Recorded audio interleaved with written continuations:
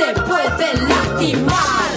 Para charlar un poco más del tema, estamos en comunicación con Carla Lacorte. Ella es referente del PTS, también es referente de una incansable lucha contra el gatillo fácil y la violencia institucional. Viene de publicar su libro La disciplina de las balas, que recomendamos, de Ediciones IPS, donde cuenta en primera persona el caso de gatillo fácil que le tocó sufrir a ella en el 2001, las coordenadas políticas y sociales en las que se produjo también ese hecho, para luego reconstruir cómo sigue también la violencia institucional con hechos emblemáticos. Muchas gracias, Carla, por la comunicación y por estar acá con nosotros en Alerta Spoiler en este día. ¿Cómo estás? Hola, ¿cómo estás, Patricio? Bien, bueno, gracias por comunicarte. No, por favor, un gusto tenerte. Veníamos viendo recién en el informe que hicieron de Mundo Conurbano lo que sucedió ese 26 de junio del 2002. Los años pasan, digamos, es la verdad, los gobiernos pasan y la impunidad de los responsables políticos queda. Vos un día como hoy, ¿no? Te despertás a la mañana y ¿qué es lo que se te viene a la cabeza? Mira, un día como hoy, el 26 de junio, se me vienen muchísimas cosas a la cabeza.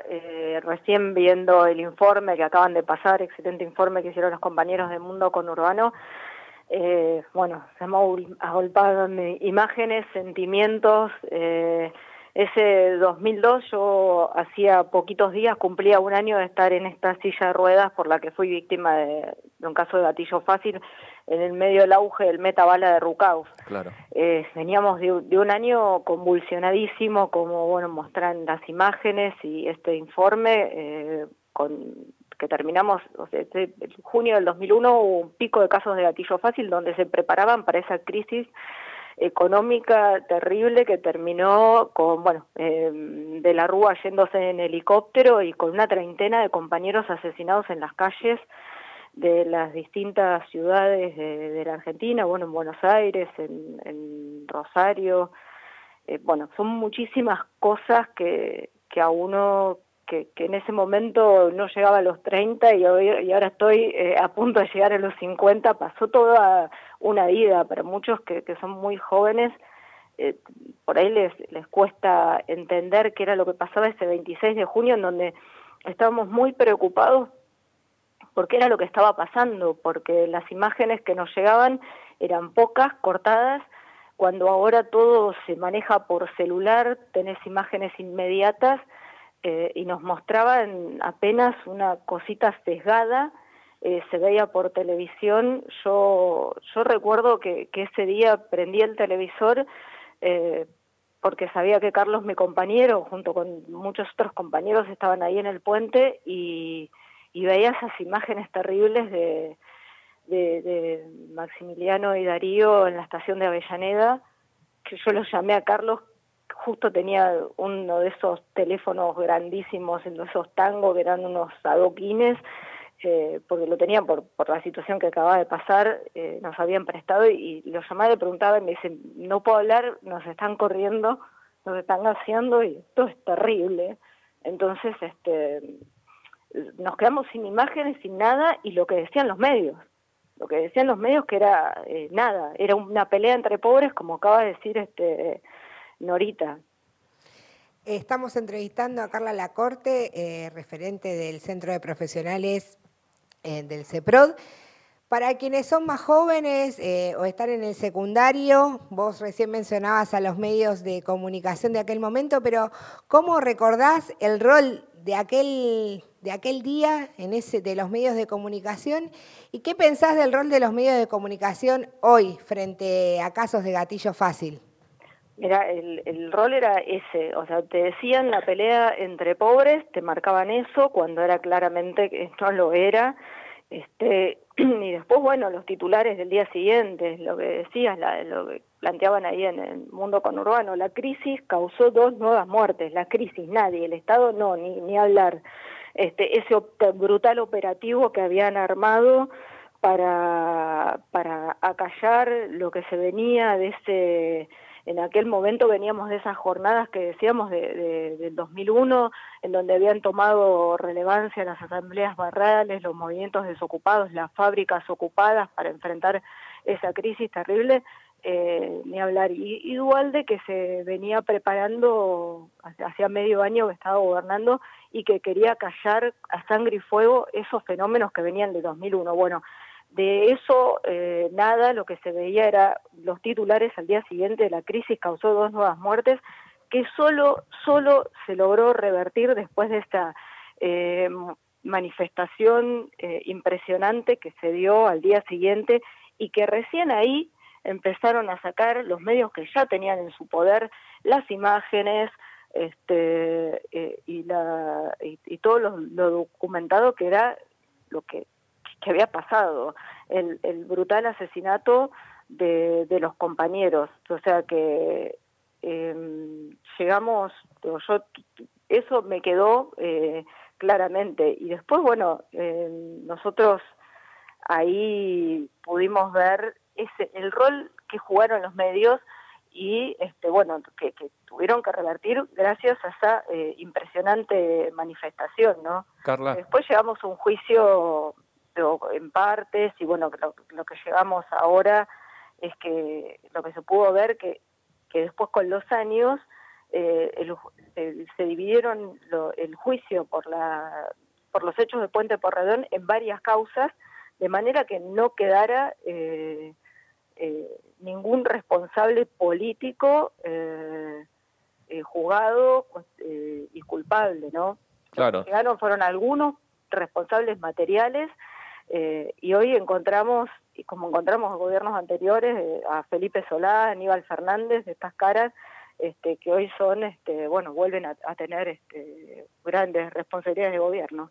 Ahí déjame que te sume en ese momento, por lo menos también yo como lo vivía, o sea, todos los grandes medios haciéndose eco del discurso de Felipe Solá, de Aníbal Fernández, de Duhalde, diciendo era una guerra entre pobres, incluso que ellos habían espiado, ¿no? Un tema que Aníbal Fernández siempre metido ahí en el tema espionaje, también comentando como, bueno, como si fuera una interna, contrastaba también con el labor de las y los periodistas, ¿no? En este caso, por ejemplo, de Pepe Mateo, por las fotos que vos decías, de algunos otros fotógrafos, reporteros gráficos o camarógrafos. Ahora, quería enganchar esto que vos estabas diciendo sobre, bueno, cómo se venía generando un clima de violencia, el metabala de Rucauf, lo continuaba Felipe Solá, hoy figuras, ¿no?, que algunos la festejan como progresistas. Y esta semana leía una nota tuya titulada Mano dura y gatillo fácil, de la doctrina Chocobar a la doctrina Berni, cuando charlábamos con Adriana Meyer. Y un poco, ¿no?, hay condimentos que se vuelven a mezclar en el sentido de hay una crisis social muy importante, hay un uso de la policía también como de control social y que se ve en el aumento de los casos de represión, de gatillo fácil. ¿Cómo vos vas viendo esta dinámica que se va haciendo, incluso, bueno, con personajes como Berni, ¿no?, que se los alaba como parte de la política de seguridad? Sí, mira, nosotros desde el principio de esta cuarentena y de este momento en particular, antes de esta última escalada de casos de gatillo fácil que se dieron estas últimas semanas, planteamos, y lo pueden ver en el libro, en la disciplina de las balas, que la saturación de las fuerzas policías y de las fuerzas policiales y de otras fuerzas de seguridad en las barriadas del pueblo trabajador, esta forma extrema de control social, pegó un salto en la famosa década ganada, conviviendo con el ese discurso de los derechos humanos. Se profundizó terriblemente en el gobierno del macrismo, en donde la cantidad de bonaerenses llegaron a ser 100.000 policías. Imagínate que cuando salimos de la dictadura eran la mitad, menos de la mitad, eran 45.000 policías bonaerenses los que patrullaban las calles. Esto, digo, el macrismo lo profundizó, aumentó estas fuerzas en las barreras del pueblo trabajador, pero además lo acompañaron de lo que fue la doctrina Chocobar. O sea, la doctrina Chocobar y las resoluciones terriblemente derechas, como la resolución 956, que legalizaba el accionar de gatillo fácil, la pena de muerte de hecho, que nosotros con Miriam Bregman salimos a denunciarla, salimos a la calle a denunciarlas y en los tribunales hicimos una apelación, porque después nos dicen, no, pues ustedes le hacen la juego a la derecha, para nada. Nosotros en todo momento salimos y denunciamos este tipo de cosas. Las consecuencias de la doctrina Chocobar fue en ese momento un crecimiento histórico de los casos de gatillo fácil.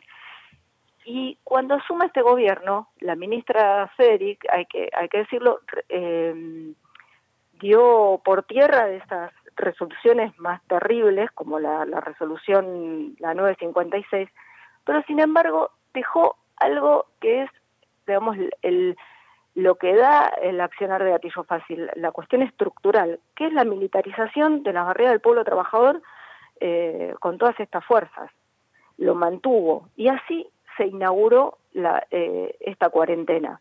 O sea, porque si esas cantidades de fuerzas represivas en los barrios, así se inauguró la cuarentena.